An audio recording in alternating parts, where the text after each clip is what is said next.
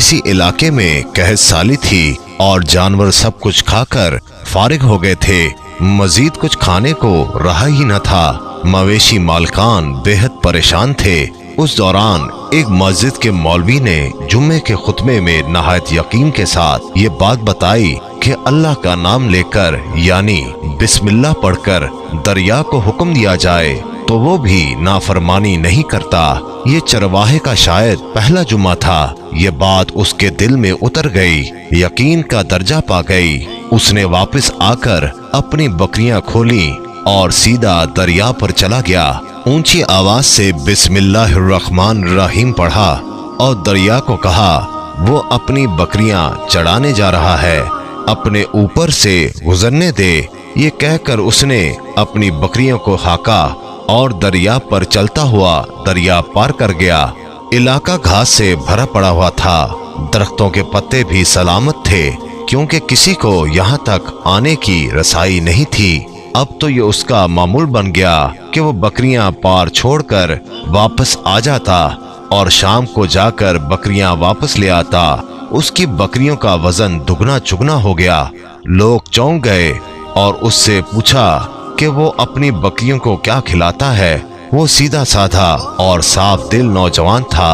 उसने साफ साफ बात बता दी कि जनाब हम तो दरिया पार करके अपनी बकरियां चराने ले जाते हैं। बात सब ने सुनी मगर किसी ने यकीन नहीं किया क्योंकि ये नाकाबिल यकीन बात थी। मगर बात होते होते मौलवी साहब के पास पहुंच गई।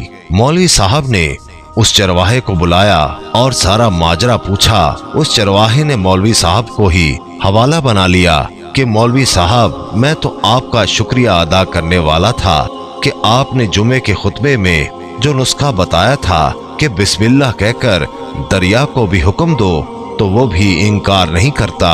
मौलवी साहब हैरत से उसके चेहरे को देखते रहे। मौलवी साहब ने कहा भाई साहब ऐसी बातें तो हम हर जुम्मे में करते हैं, फकत इनका मकसद लोगों का ईमान बनाना होता है। मगर बकरियों वाला डटा रहा कि मैं तो बस बिस्मिल्लाह कहकर पानी पर चलता हूँ और बकरियों समेत पानी पार चला जाता हूँ। आखिरकार मौलवी साहब ने सुबह खुद ये तजर्बा करने की ठानी और चरवाहा भी आ गया। मजमा ज्यादा था। मौलवी साहब ने एक दो बार सोचा कि इनकार कर दूं, मगर वो जो मौलवी साहब को कंधे पर उठा कर लाए थे अब भी जोश खरोश से अल्लाह अकबर के नारे लगा रहे थे और मौलवी साहब के हक में तारीफें कर रहे थे। आखिरकार मौलवी साहब ने एक रस्सा मंगवाया। पहले उसे एक दरख्त के साथ बांधा, फिर अपनी कमर के साथ बांधा, फिर डरते डरते ढीला ढाला बिस्मिल्लाह पढ़ा और दरिया पर चलना शुरू हो गए। मगर पहला पांव ही रखा था कि धराम से पानी में गिर गए।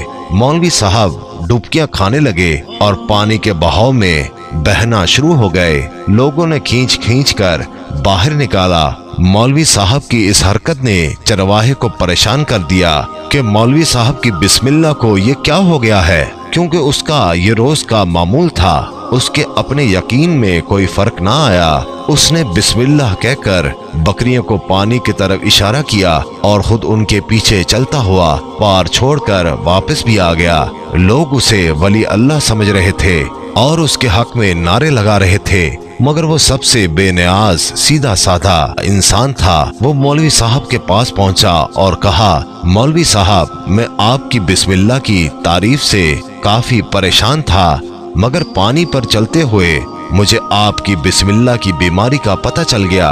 उस चरवाहे ने दरख्त से बंधी रस्सी की तरफ इशारा किया और कहा मौलवी साहब ये है आपकी बिस्मिल्लाह की बीमारी। आपकी बिस्मिल्लाह की बरकत को ये रस्सा खा गया।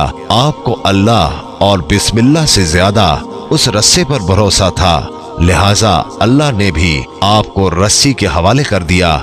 मौलवी साहब आप भी कमाल करते हो। मैंने आपके मुंह से सुना और यकीन कर लिया और मेरे अल्लाह ने मेरे यकीन की लाज रख ली। मगर आपने अल्लाह का कलाम सुना मगर यकीन नहीं किया, लिहाजा आपको अल्लाह ने रुस्वा कर दिया। मोहतरम अजीज दोस्तों, यही कुछ हमारा हाल है। हमारी नमाजों और दुआओं का हाल भी, हमारी हर एक इबादत यकीन से खाली है। मेरे मोहतरम अजीज दोस्तों, जरा सोचिएगा जरूर।